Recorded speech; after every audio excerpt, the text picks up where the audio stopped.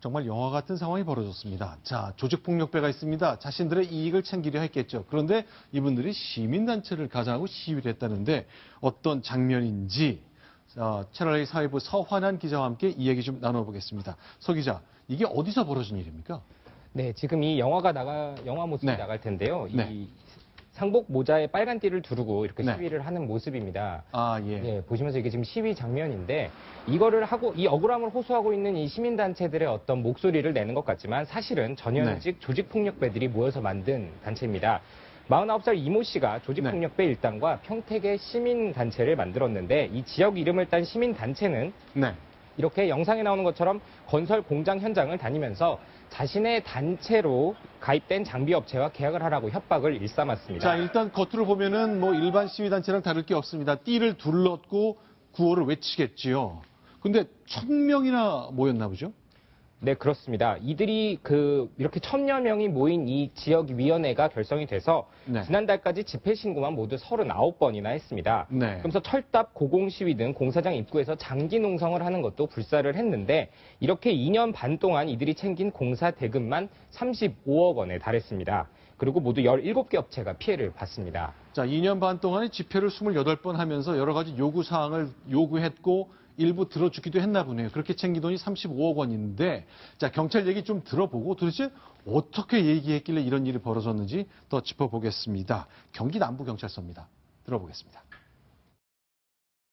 본 사건은 평택 지역 전 현직 조직폭력배들이 주축이 되어 시민단체를 빙자하여 불법 행위를 해온 것으로 건설사 등을 상대로 단체에 소속된 지역업체의 인력과 장비를 사용하며 공갈 협박하고 건설사에서 이들의 요구를 거절하면 건설사나 공사장 앞에서 집회를 개최하여 공사를 방해하고 압력을 행사한 것으로 확인되었습니다.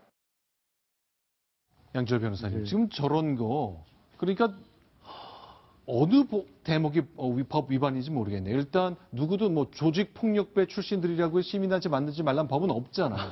근데 이제 강요를 한 거죠. 강요를 했다. 생각해보시면 과거에 조직폭력배들이 유흥업소에 술 같은 걸 공급해서 우리가 쓰는 업체, 우리가 공급하는 술만 써라라는 그런 것들을 했지 않습니까? 그게 딱 시민운동을 가장해서 공장에 그대로 이전을 한 거죠. 근데 저는 굉장히 답답한 게 저런 것들이 저렇게까지 2년 반 동안 활동을 할 때까지 뭔가 저 현장에서 조금 문제점들이 있었던 건 아닌지 아니면 없는데도 불구하고 저렇게 했다면 뭔지 왜 저걸 밝혀내는데 2년이나 넘는 것들이 지난 3년이나 이렇게 해서 35억 원이나 되는 갈취가 됐었는지 조금 빨리 됐었어야 되는 게 아닌가. 또 한편으로는 이게 아직도 어떤 시위 문화 자체가 잘못된 방법으로 이용되고 있기 때문에 그거를 남용하는 어떤 여지가 주어진 건 아닌지 그런 생각도 좀 듭니다.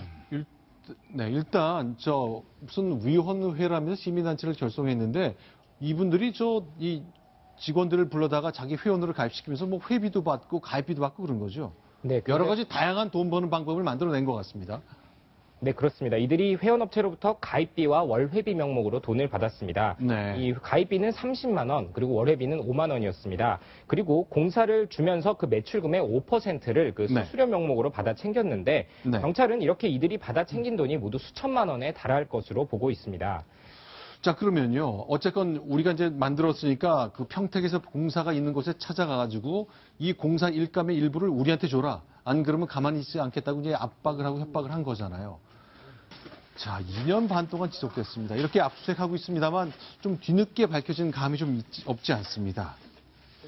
자, 일단 평택에서 벌어진 조직폭력배들의 시민단체 가장 모습 저희가 영상으로 살펴봤습니다. 양지열 변호사, 하나 좀 사건 관련된 거 하나 더 보겠습니다. 은행에서도 이 비슷한 일, 비슷하다고 볼 수는 없겠습니다만 황당한 일이 좀 하나 벌어진 거죠. 화면에서 보일지 모르겠는데 저기 앉는 사람이 이제 피의자입니다. 피의자인데 5만 원권을 지금 바꿔달라고 얘기를 합니다. 5만 원권을 바꿔달라고 주는데 어떤 요구를 하냐면 아내가 어디 깊이 중요한 데 쓸 게 있으니까 신권으로 달라라고 하면서 돈을 저렇게 세는 것까지도 합니다. 그런데 지금 받아간 거 있지 않습니까? 저 받아간 게 두 번째 받아간 겁니다. 무슨 얘기냐면 처음 은행원이 줬을 때 5만 원권 준 거는 그 사이에 주머니에 살짝 넣어놓고 마치 안 받은 것처럼 5만 원권을 신권으로 주세요라고 하면 은행원이 굉장히 바쁘고 정신이 없는 거죠. 그쯤에 안 줬나 하고 생각을 하고 위에 올려놨던 돈 말고 다른 돈을 꺼내서 주는데 그 사이에 위에 올려놨던 돈은 자기 주머니에 쓱 넣고 받은 돈도 또 같이 챙겨가지고 갔던 겁니다. 그렇게 한 8개 은행을 돌면서 820만 원 가량을 훔쳤다고 합니다. 아, 그렇군요.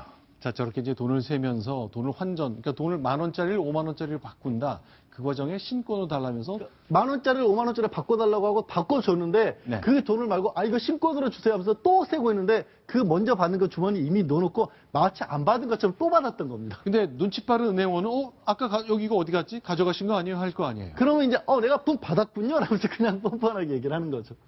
그리고 심지어는 이게 혹시 피해가 더 있을지 모른다는 생각도 드는 게 뭐냐면 네. 그분들이 은행원들이 자기 돈으로 메웠던 분들도 있을 것으로 추측이 됩니다. 혹시 실수를 하면. 그렇죠. 그렇죠.